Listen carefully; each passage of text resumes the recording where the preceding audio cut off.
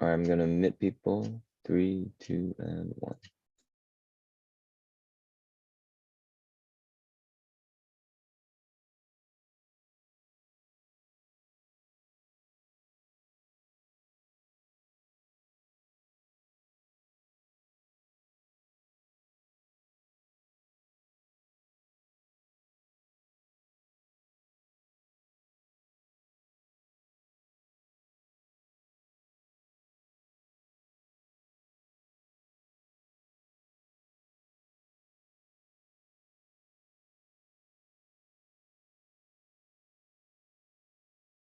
Good morning, everyone. Today is June 25th, 2023.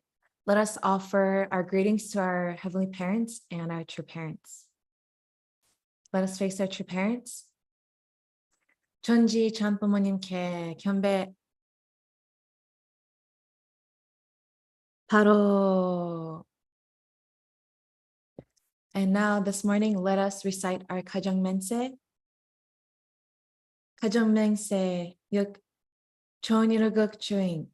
우리 가정은 전사라를 충신하고 하늘의 부모님과 전 부모님의 대신 가져오르소.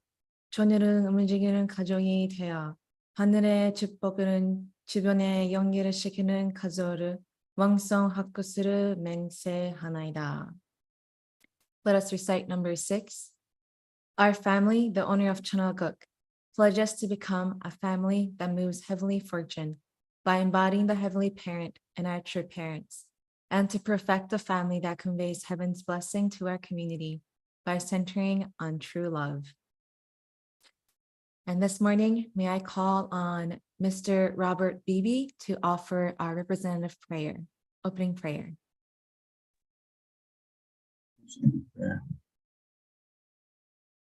Beloved Heavenly Parent, this morning we are grateful to be able to gather here together again as your children and before you to begin this new day. We thank you for your guidance and love in our lives, not just our lives, but we know throughout history that you have been seeking, Father, to resurrect your children since the fall of man, Heavenly Parent, to bring about, Father, the original ideal on this earth. We are grateful for all those central figures of history, Father, that responded to your call, that sacrificed themselves and seeking to elevate, Father, children, Father. We're grateful for Jesus, Father, who gave his life, Father, the salvation of mankind. And today for our true parents, Father, who have been following this path, and parents seeking to take up the unfinished work of Jesus, Heavenly Parent, to truly, Father, bring the entire world, all of your children, Heavenly Parent, back to you.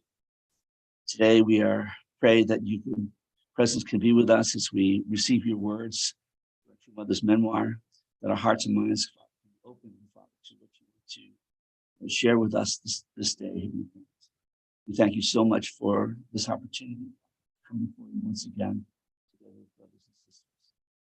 This report and family. Amen. Adieu. Adieu. Adieu. Thank you so much. Thank you, Mr. Ruby.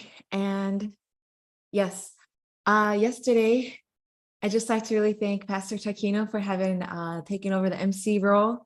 Sorry for the spontaneous disappearance, guys. On my way to Chumbo, I had to address there was some family emergency I had to address way back home.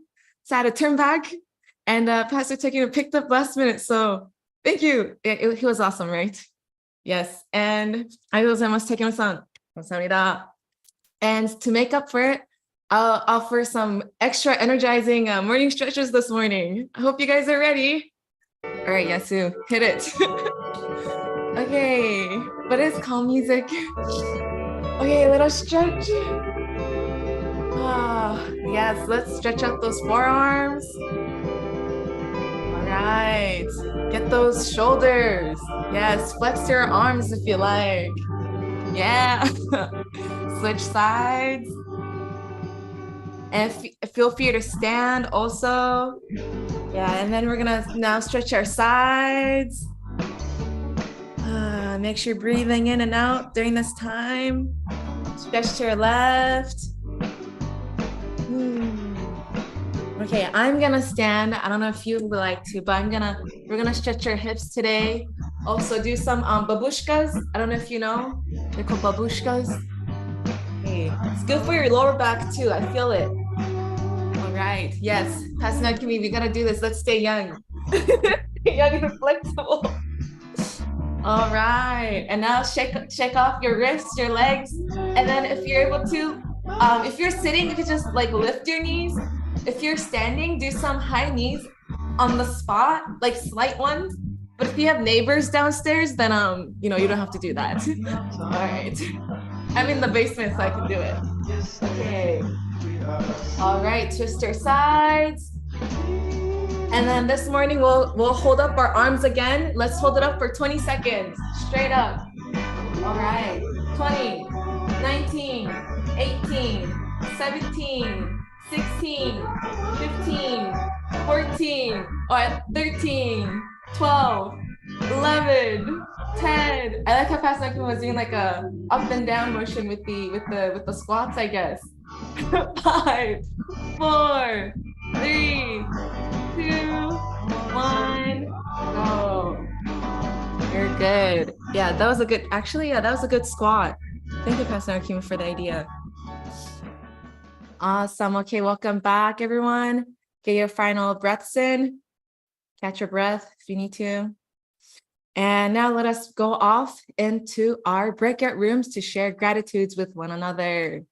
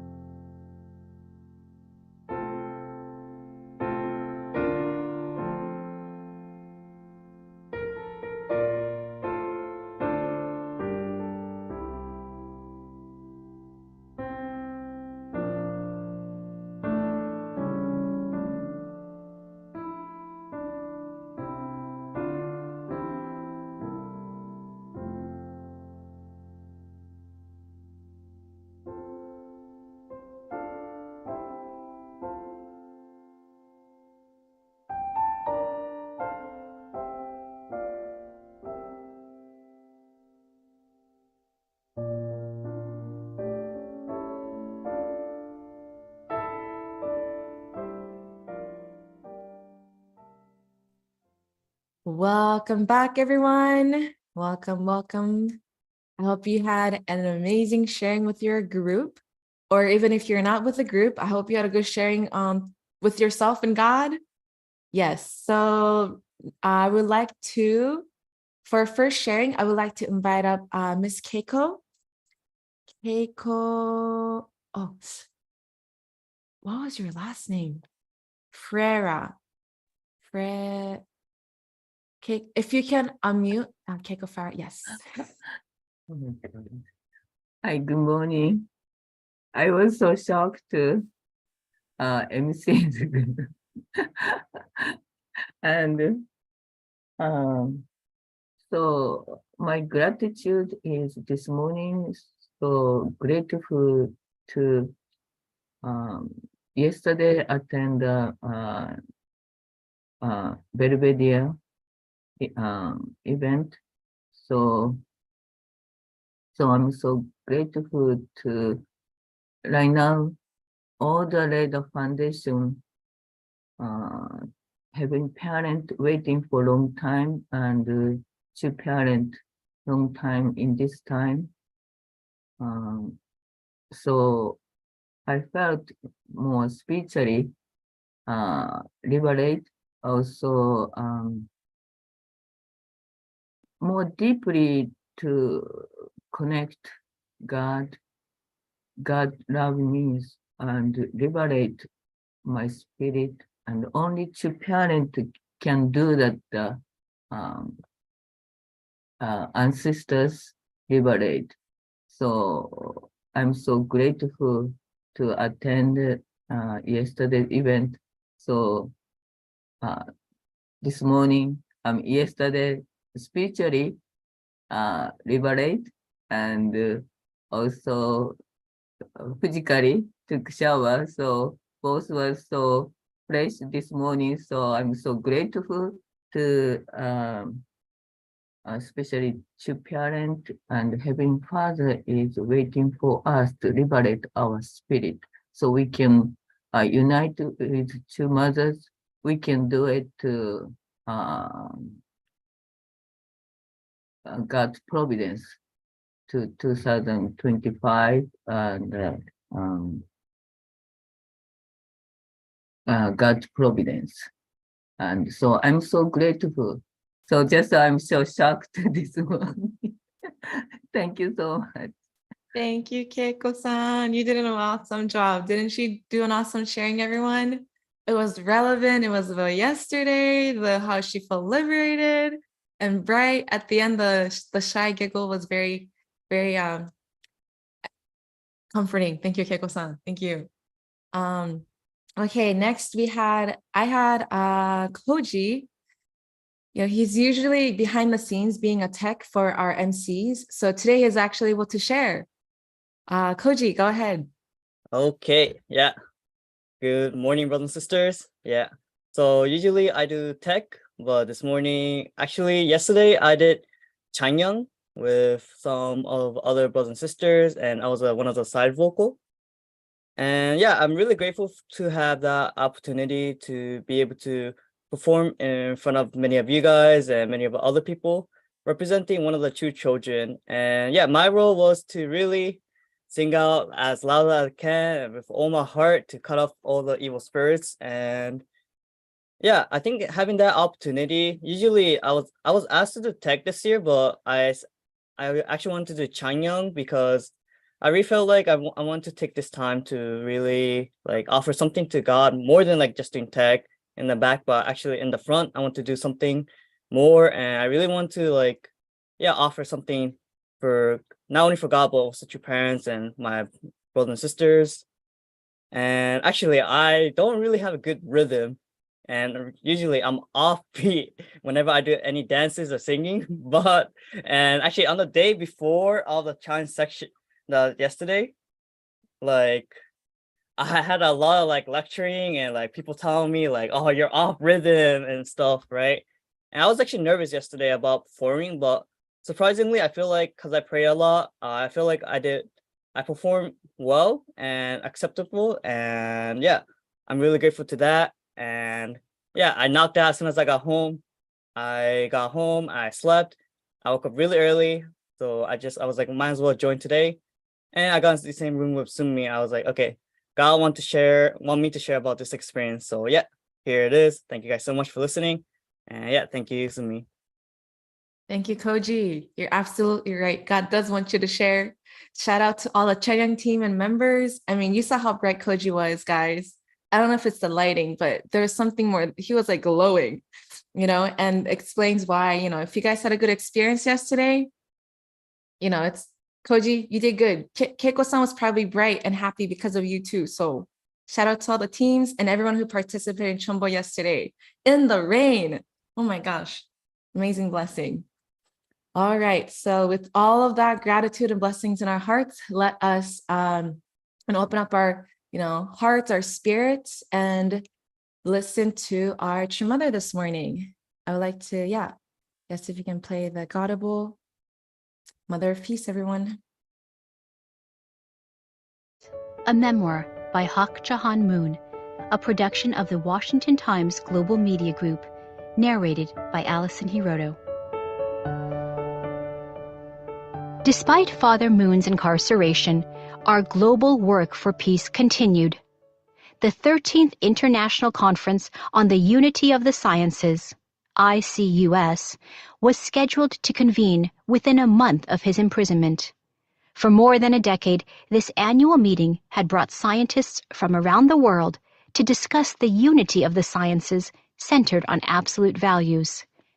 Staff and the attendees needed to know whether the conference would be held. Critics of the conference scoffed, saying, "It's all about Reverend Moon. Without him, they won't do it." Ignoring this, I simply said, "We will certainly hold the conference," and the preparations continued. On September 2nd, 1984, our International Cultural Foundation conducted the 13th ICUS in Washington, D.C. More than 250 scientists attended from 42 countries. I met and greeted them one by one and took the podium to read the founder's address with confident resolution. Even though its founder was absent, the conference was a success. Scientists expressed gratitude, and the staff members were happy. Everyone could see that this movement is of God and does not depend upon one individual. The progress of our international conferences did not end there.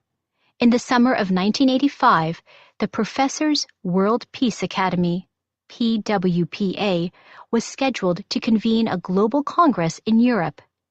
Once again, I heard about the worries of the planners and participants, and I guided them as before. We will hold it as planned.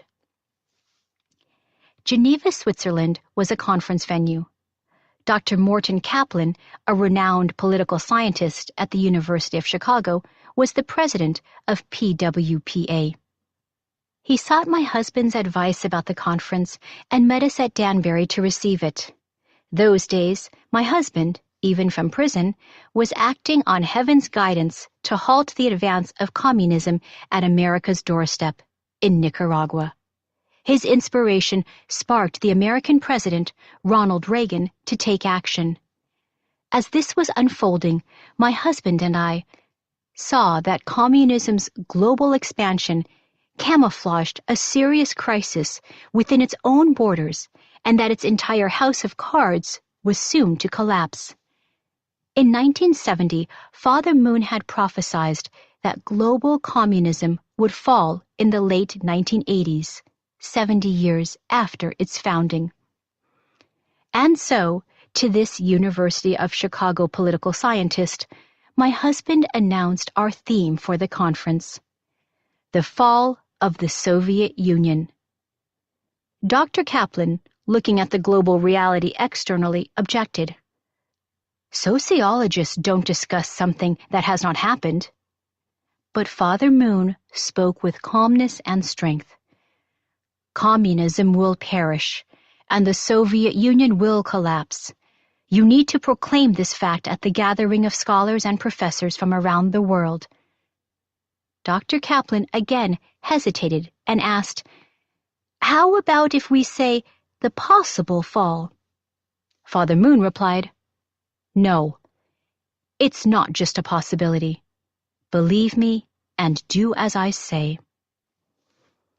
As he departed with me from the meeting, I could see that Dr. Kaplan's head was spinning. He was a world-renowned scholar, and he could not speak what he considered empty words, much less convene a conference based upon them. He said 3 times that he wanted to tone down the conference theme. I told Dr. Kaplan not to worry about anything and to follow my husband's advice. He still was looking for a way out. With winsome eyes, he came up with, "Wouldn't it be possible to use a word softer than fall?" I didn't budge. My husband and I knew communism would collapse in the Soviet Union within a few years. From August 13th through 17th, 1985, the Second Professors World Peace Academy International Congress took place in Geneva with its title, "The Fall of the Soviet Empire: Prospects for Transition to a Post-Soviet World." Hundreds of university professors discussed the fall of communism from all angles. They heard Father Moon's prophecy that communism will collapse within a few years. They pricked up their ears, having never dreamed of such an idea. They were amazed that we had the conviction to go against conventional wisdom and political correctness. Their nerves were a bit on edge for another reason as well. They were aware that the Soviet embassy stood directly across the street from the conference venue. Some renowned sociologists and professors criticized our proclamation, even quite harshly. But, as we had predicted, the Soviet Union was dissolved just 6 years later. Interestingly, when the Soviet Union actually dissolved, some of these same scholars explained it as if they had seen it coming, with very few noting that it was Father and Mother Moon who had first predicted what would happen, and even convened a conference with that as the specific title. My husband and I just continued on, working for the sake of the future. Even during his undeserved prison sentence, my husband greatly impressed other inmates with his exemplary demeanor and diligence. At first, the prisoners mocked him for being the founder of a strange new religion from the East and tried to pick quarrels with him. He handled it all with forbearance, warmth, and dignity. As he had told me, he was looking forward to seeing whom God had prepared for him to meet there. Prisoners naturally are struggling with anger, resentment, and selfishness, and he committed to make Danbury a place where love could flow. Prisoners soon learned that Father Moon would spend his weekly stipend in the prison dispensary and, through the week, give everything away to lonely inmates. He held an early morning prayer service, and other prisoners gradually joined him. Some of the inmates came to consider my husband a true teacher. Some called him the saint of the prison. Guards and prison officials were also impressed. The New York Post published a cartoon at the time of Father Moon's release, August 20th, 1985. It depicted all the prisoners bowing to Father Moon, and one prison official saying to another, "Get him out of here before he calls a mass wedding." My husband and I chuckled over that. As his wife and the mother of our children, my husband's imprisonment was my imprisonment.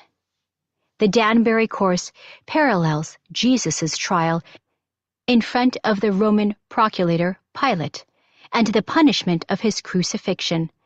The forces that wanted Father Moon to disappear were always looking for an opportunity.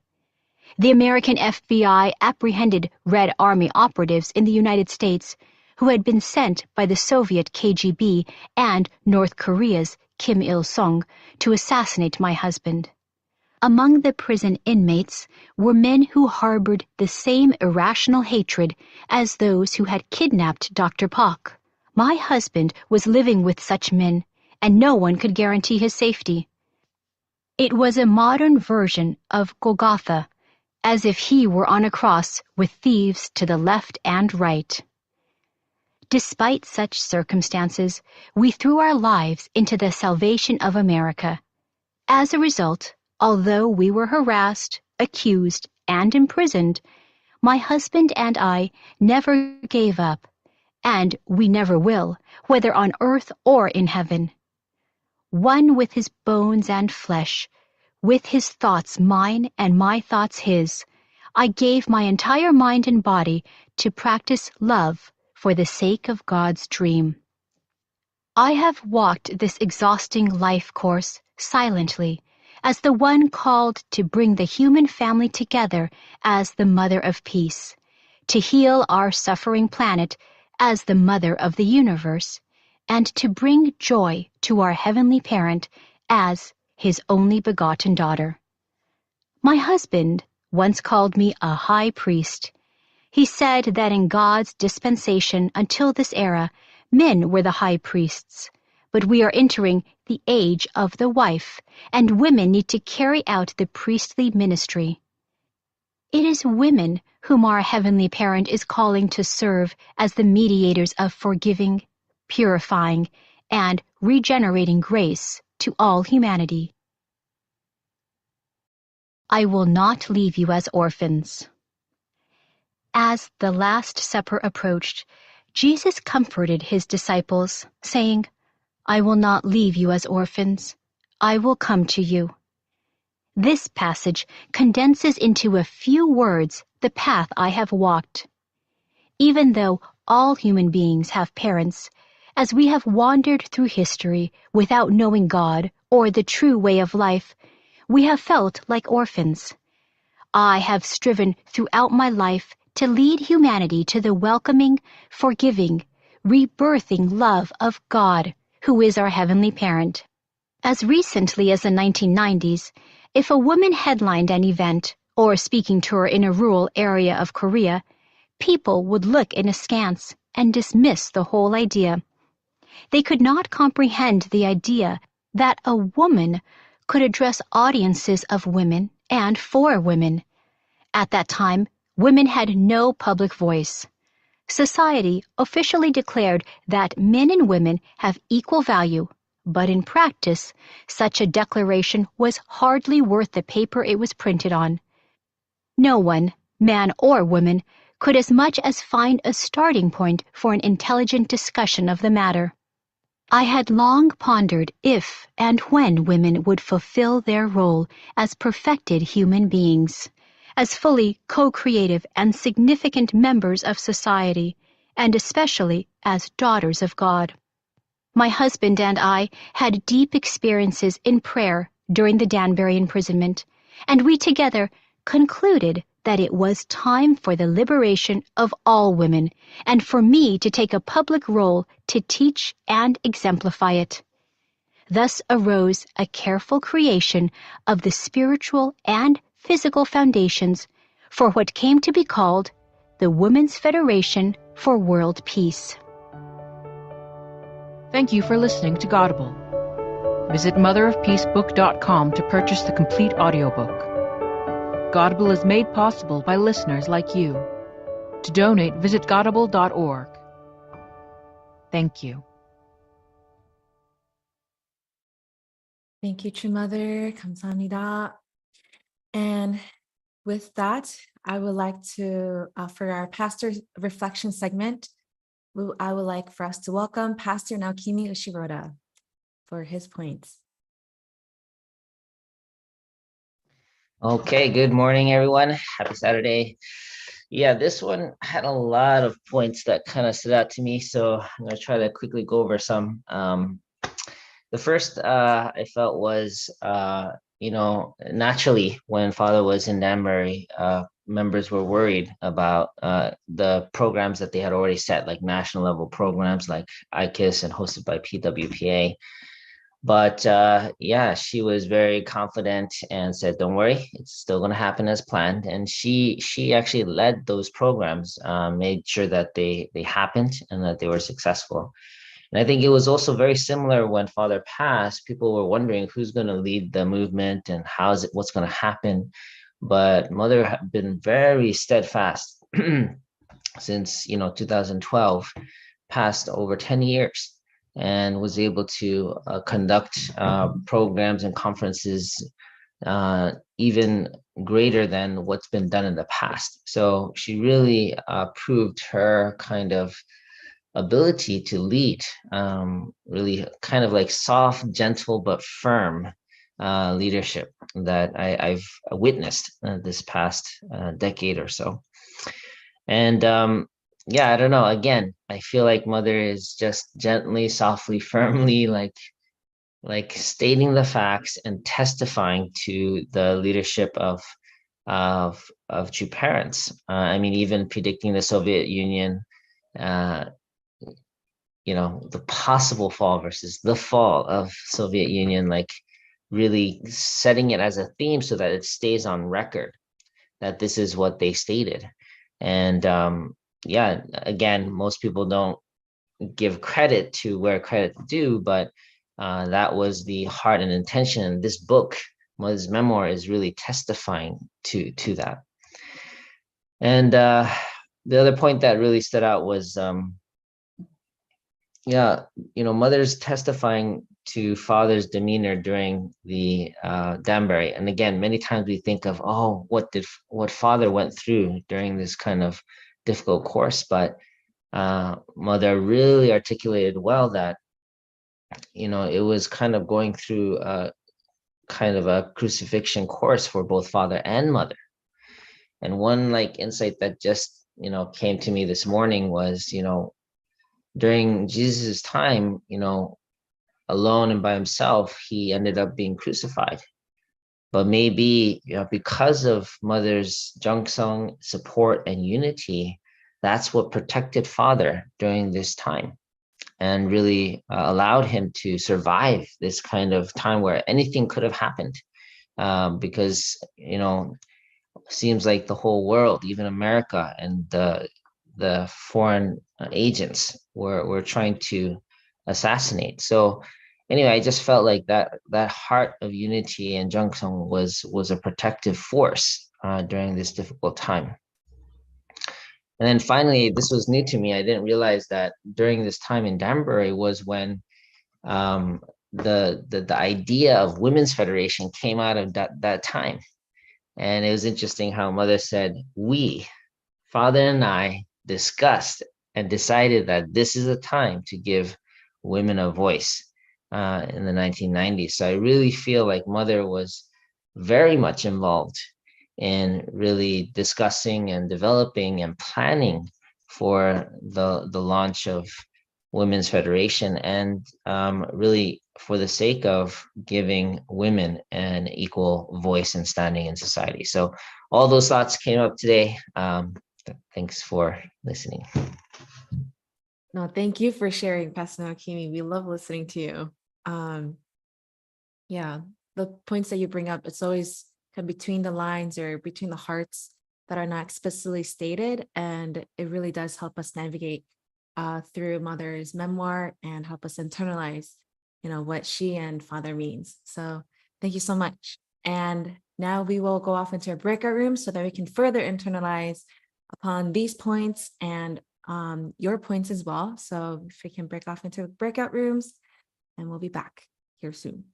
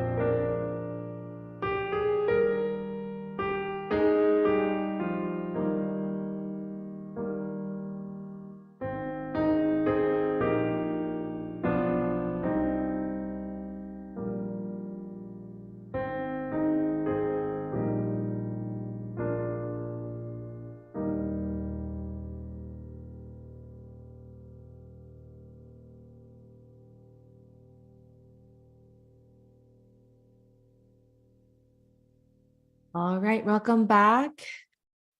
At this time, I would like to call on Mr. Tony from Vermont. Tony, Mr. Tony.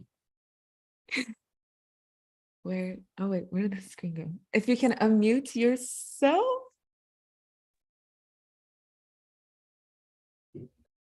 Hi. Oh, awesome. I usually told myself it wasn't going to come out anymore in these, because I usually have a tendency of really putting my foot in it.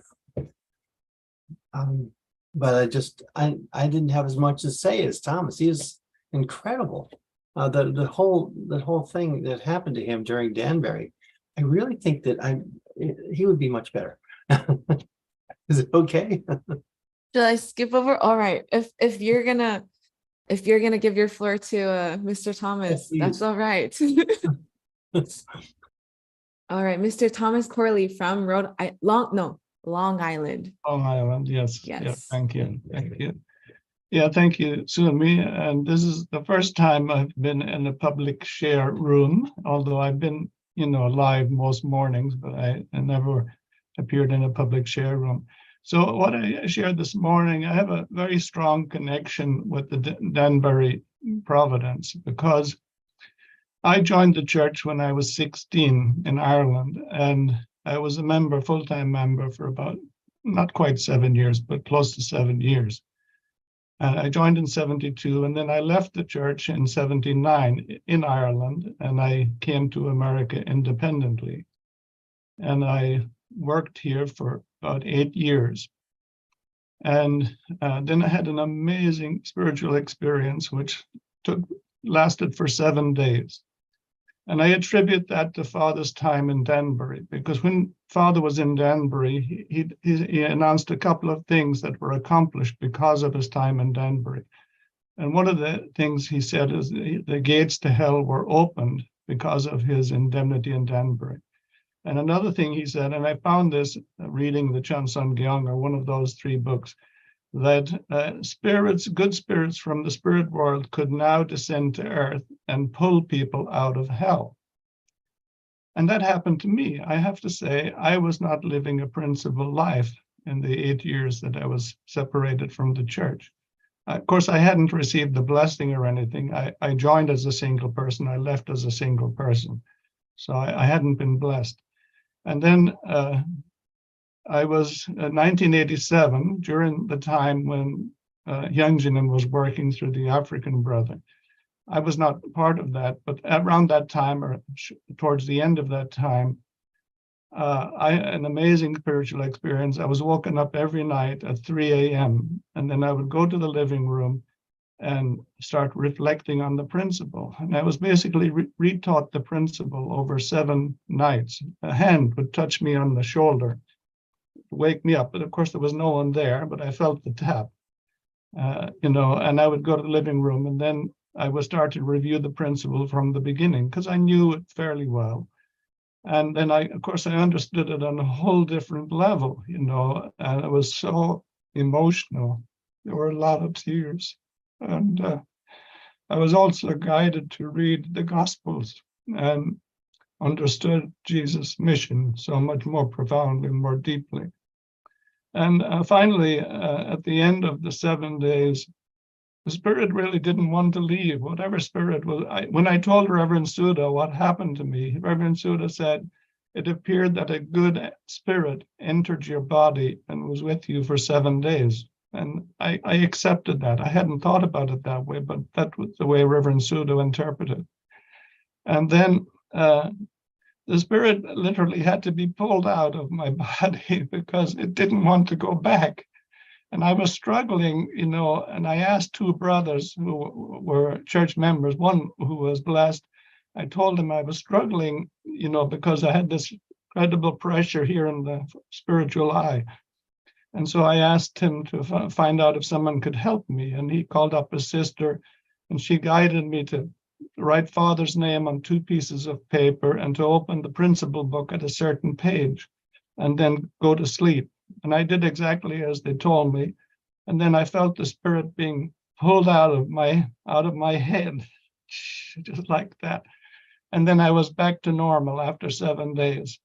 But then I knew I had to change my life from that time on. So, anyway, just want to share that. I feel very, very fortunate, very fortunate that that could happen to me while I was still here on earth. And as a result of that, I came to Long Island as directed by Reverend Sudo.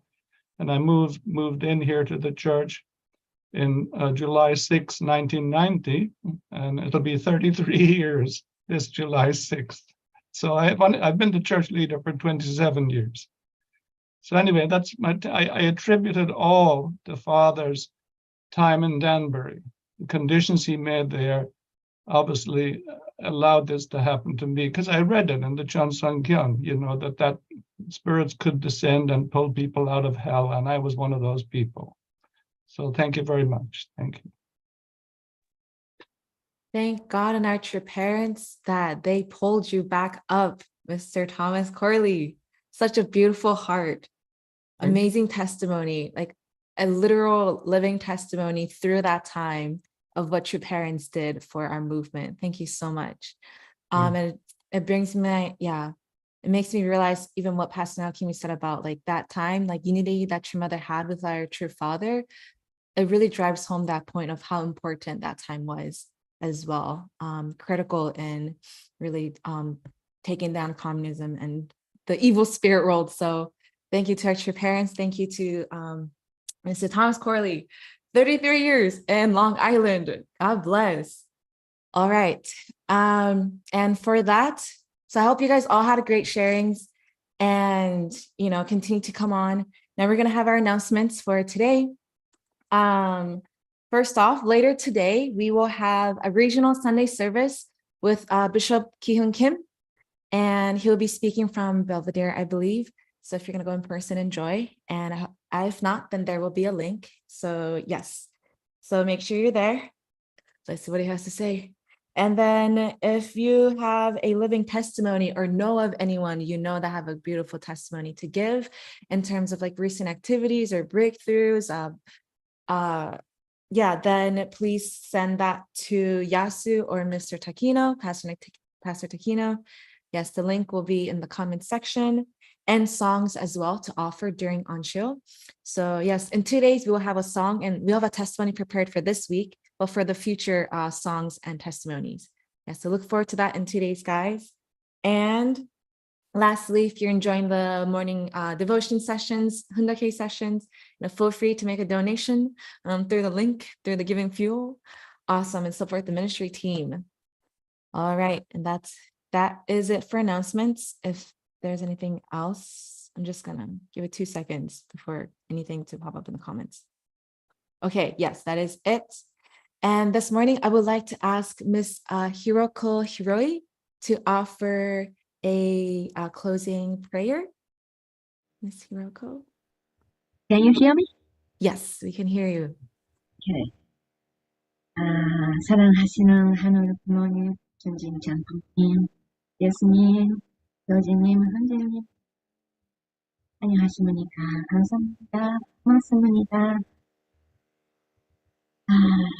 Today, you gave each one of us for a brand new day. We start this day with determination and love. You always allow us to do that. This morning I woke up. I was a little bit tired recently, but I could wake up and I prepare for morning devotion. And I saw many brothers and sisters. So I feel deeply connected in brothers and sisters, centering on every parent and true parent. This is most grateful things. Wherever we live, we can meet every morning in brothers and sisters. I'm so grateful New Jersey Church, especially our young generation did each one of us. So grateful with that. Again, I'm offering this report. like a hero and a hero called heroine as breast center of family. Aju. Aju. Thank you, Miss Hiroko, for your prayer. Beautiful day. And brothers and sisters, that concludes our morning Hunake this morning. And today is day 6 of creation. You know what that means? God created human beings. Yes, the masterpiece, the accumulation of all of creation. So I hope you appreciate yourself this morning, feel God's love for you all around us, and have a beautiful Sunday. And see you tomorrow. Take Good day, care, everyone. Happy everyone. Sunday. Happy Sunday. Bye. Bye-bye.